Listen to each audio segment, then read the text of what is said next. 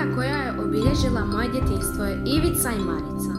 Posebno sam za nju vezana jer sam ju toliko puta slušala, a najviše sam voljela kad mi je majka čitala.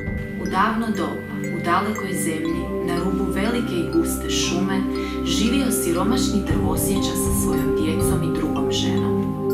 Njegov sin zvao se Ivica, a kći Marica, i bila su to najbolja i najposlušnija djeca na svijetu. Osim što ima zanimljivu radnju, punu napetosti i opasnosti, sviđaju mi se i likovi, posebno lik Marice. Kad sam slušala priču, uvijek sam nekako zamišljala da sam ja Marica jer smo zapravo vrlo slične. Marica je kao i ja vesela djevojčica, koja ne može odoljeti slatkišima i koja ima brata na kojeg mora stalno misliti. Najviše mi se sviđa što je Marica jako snalažljiva, a to se posebno vidi na kraju bajke kad je prevarila vješticu i tako spasila sebe i brata. Mogu se poistovjetiti s Maricom i u njezinom odnosu prema bratu.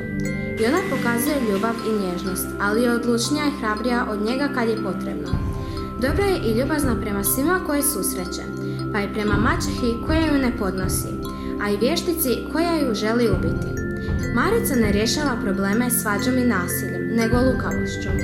Mislim da je u tome pouka ove bajke i zato je preporučujem svoj djeci, a posebno djevojčicama jer je Marica primjer da i one mogu biti hrabre i spasiti dječake.